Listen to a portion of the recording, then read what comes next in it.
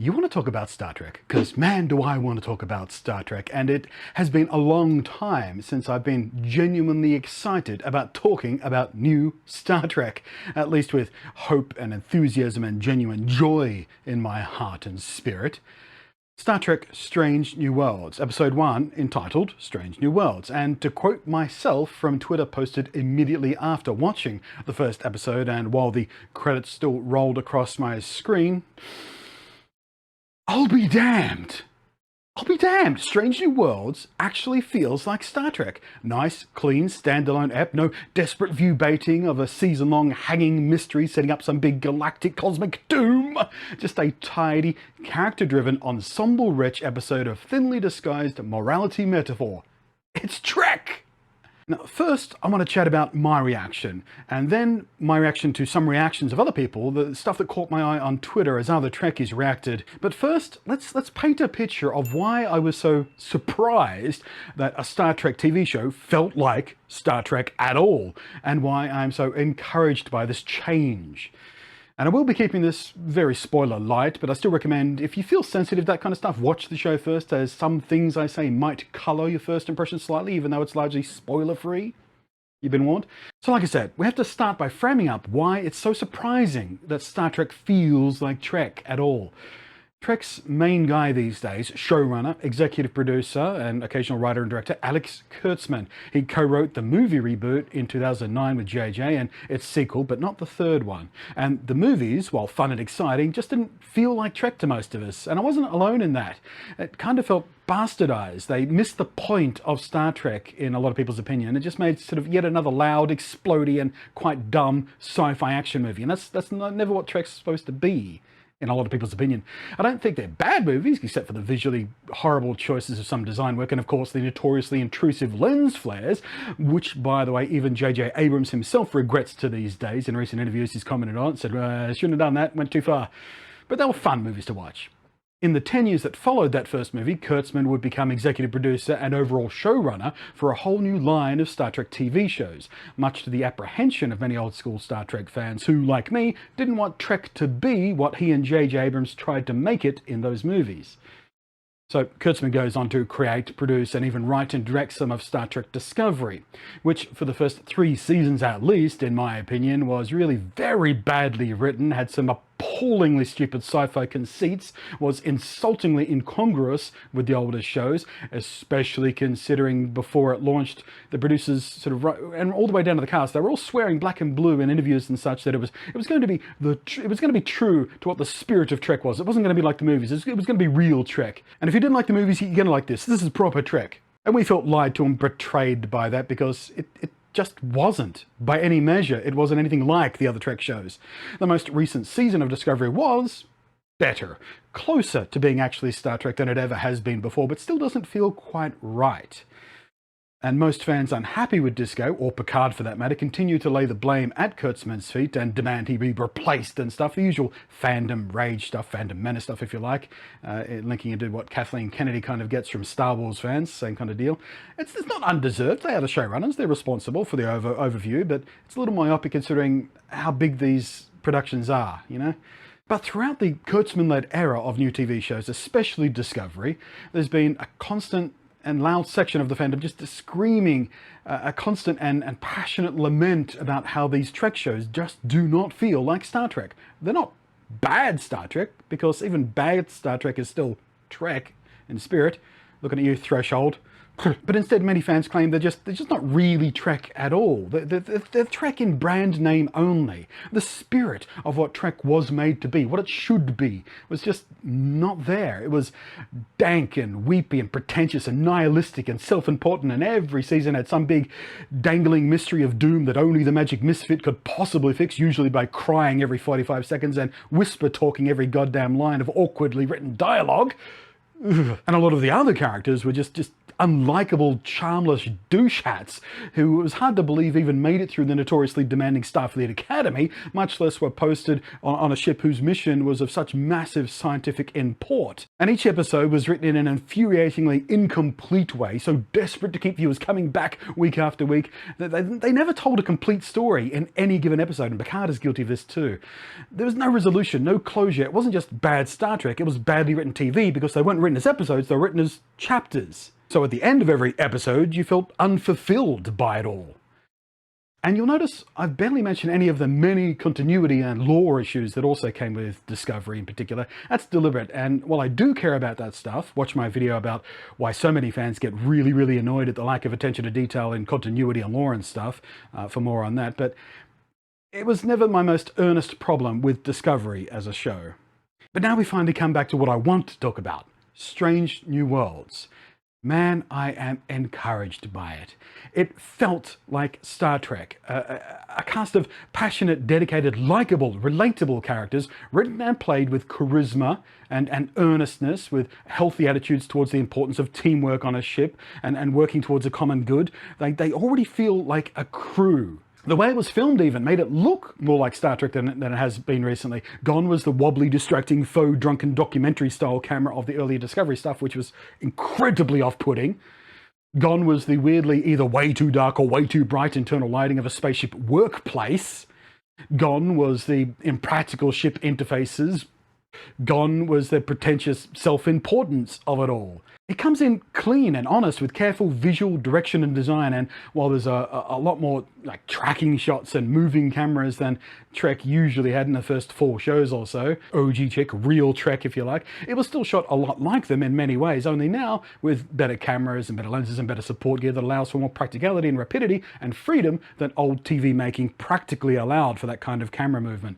Thankfully, they didn't stay too true to how OG Trek was shot, like shooting all the women with Vaseline-coated lenses to make them glow and look soft, and when that was intercut with shots of the men without that stuff, it looked really weird. Cutting back from soft shot female to hard shot, hard lit male, it's really incongruous and a horrible directing and editing decision that still throws me off to this day, but you know, not to mention the super weird I-beam shots they kept doing on Kirk. Once you start noticing that, you never stop noticing that. You're welcome. Really distracting. I'm sorry, I'm getting sidetracked. The point is, from a production, direction, and editing standpoint, it even presents like older Trek used to.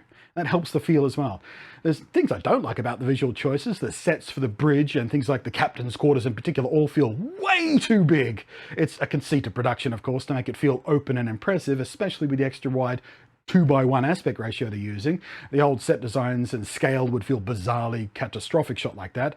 But given how space would be at a premium on a spaceship, it still feels a bit too indulgent somehow, kind of immersion rocks.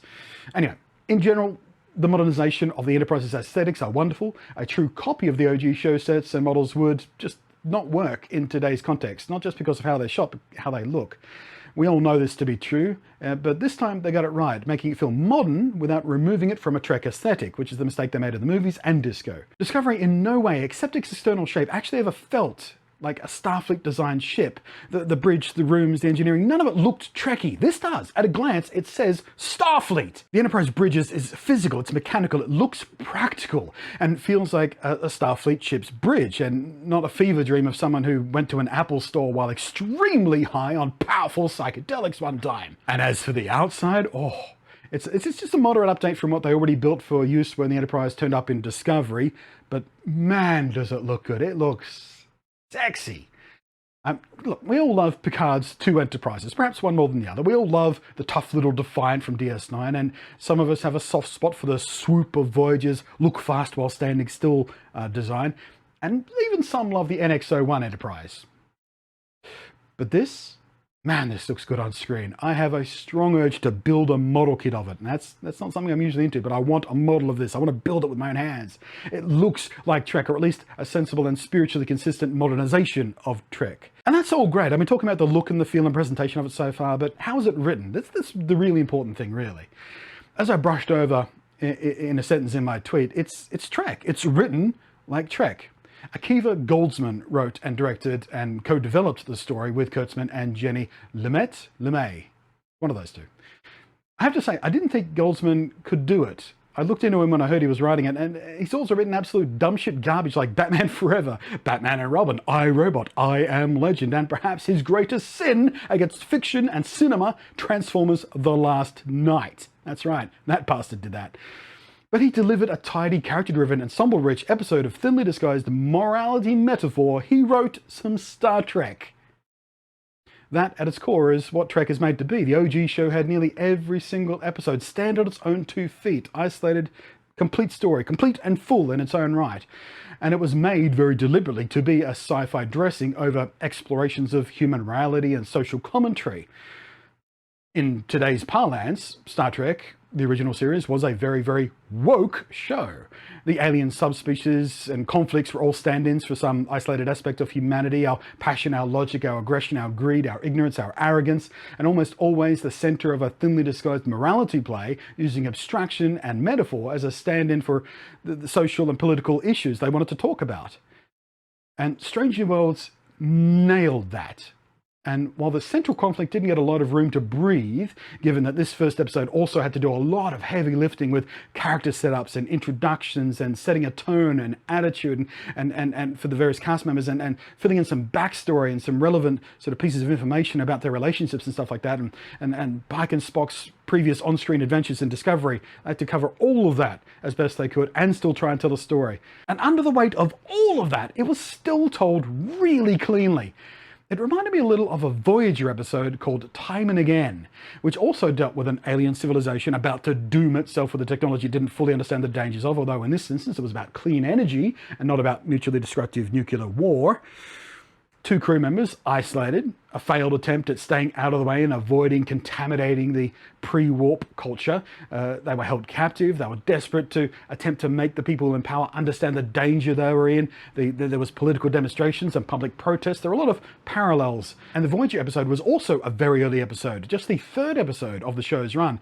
And while it was still quite different from Strange New Worlds' actual beats and intent in its first episode story, it still felt familiar. And Strange New World's self-titled first episode just hit right in that matter. It felt like Trek. I keep saying it. I wish I had a more eloquent way to phrase it, but it feels like Trek.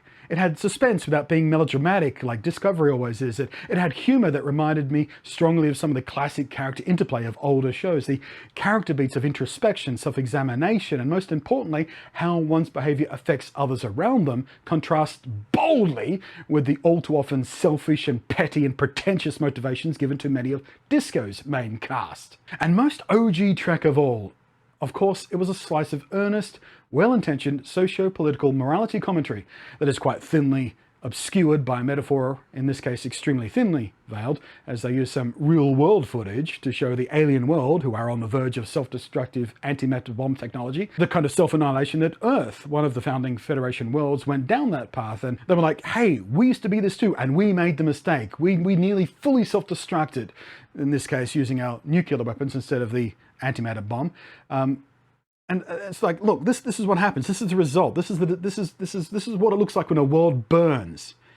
The conflict at the center of the wheel here is really not a long bow to draw from some of the crap going on in the real world right at this moment, with lots of saber rattling about nuclear weapons being used.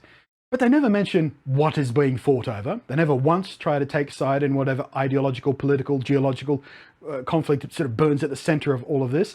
They don't point at one side and say, hey, that's the bad guys, they need to change. The only message of importance here is communication over escalating violence and destruction. Stop, breathe, look ahead, and accept help if it's offered.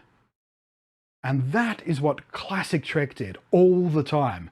They took stuff that was happening in the real world, they gave it a costume and showed it back to us as sci-fi fiction to help deconstruct it in a way that can offer a new perspective, to abstract it just enough to expose the larger picture. And outside of the conflict, the episode was also talking about taking responsibility for your actions, regardless of if you intended harm or not. The antimatter reactor and its invention as a weapon instead of a power source for warp travel, well, Pike had played a part in the events that led to that. He had no idea what he was doing would possibly lead to this outcome. He had no way of knowing. He didn't intend any harm. But when he found out that he played a part in this, he considered it his moral obligation to help amend the harm that he played a part in causing. And this was in conflict with his moral duty by the standards and oaths of his office, Starfleet, and the Federation of Planets. And he chooses his obligation to a people, to strangers, and was prepared to face the consequences of his duty. There was no plan to weasel out of it. There was no secret trick, no excuse, no loophole, only a man trying to prevent harm to others. Now, of course, being an ongoing show and Pike needing to remain the captain, someone else found a loophole for him to kind of weasel out of it, but that wasn't his plan. That wasn't his intent. He was going to this going, well, you know, I'm going to do this. I know I'm going to get spanked hard for this. I don't know what this means to me in the future, but it's the right thing to do. He didn't scream at someone. He didn't make a grand, patronizing speech. He didn't threaten. He didn't offer an ultimatum. He didn't moralize or shame. He didn't demand that they change. All he did was speak to a room full of people and ask them to really consider the path of their choices and what's that leading towards, and showed them what the result could be. And with absolute earnestness, asked them to take a step back from violence and give communication one more try. And more than that, he offered help and community. He was like, hey, come join the Federation. Come see what it looks like when we work together towards a common goal. And it just does not get more. That is my goddamn Starfleet captain right there than that. Kirk might have been more proactive. Picard's solution probably would have been similar, but with a more carefully elocuted speech. Sisko, well, I don't even know what Sisko would have done, and that's kind of the joy of Sisko. He might have poisoned a planet's atmosphere just to prove a point or win an argument. He does that sometimes. And Janeway, well, I think she might have accidentally almost set off the device and destroyed the planet while trying to take it away from them to stop them dooming themselves. I mean, I love Janeway, but yeah, she's a cut the pie in half kind of leader. Why don't you just ask Tuvix? Oh wait, you can't. Now, yes, the story and the solution presented was oversimplified, and yes, it was even perhaps naive. But that's also the point. That's Star Trek too. Star Trek would sometimes, and often very effectively and movingly, dig into the grey morality of it all. Enterprise did it with Archer in the Xindi arc. DS9 did it with Kira Nerys in episodes like Duet and Progress. But mostly, it was rarely about unpacking all the tones of grey, instead preferring light metaphor and shallow but meaningful abstraction. Let that be your last battlefield. Equinox, The Measure of a Man, Balance of Terror, Distant Origin, City on the Edge of Forever, The Drumhead, The Inner Light, Jetrel. It doesn't take much imagination to understand what these episodes were saying. They were enthralling and compelling episodes driven by character and characters. Meaningful, personal, emotional, about us, about our inner conflicts, our external conflicts, and what it means to try and resolve them, and what we mean to other people, and what we contribute to others around us, how we affect them with our actions or disaction. They don't all end cleanly. They don't all have a bright and shining correct view presented. They're not about what is morally right. They're about how we decide what we must morally do and accepting the consequences of that decision. And although I doubt episode 1 of Strange New Worlds will stand amongst those I just mentioned, nor do I expect it will stand as a classic even with its own run, it was at the very least a very strong start, one of the strongest premiere episodes of Star Trek there's ever been. The first season of any show, and rather notoriously Star Trek, is always a bit shaky while it finds its rhythm and tone, but I am extremely encouraged by the first step that Strange New Worlds has taken here. I'm going to say it again, it feels like Trek. It feels like what I personally want Trek to be like, and I think a lot of other Trekkies do too. It has taken Kurtzman a decade to hear what Trek fans have been screaming at him, but I think perhaps he finally has understood the assignment and made a Star Trek show called Star Trek. So this has gone on longer than I intended, so I'm splitting the second part of this, my reactions to some other reactions, into a separate video because I'm going to unpack some stuff there as well. I will see you there. Thanks for watching this part though. I am Blunty. Thank you as always to the patrons scrolling up above, whose above and beyond support is wonderful, wonderful, wonderful. Thank you, people. And I will catch you next time.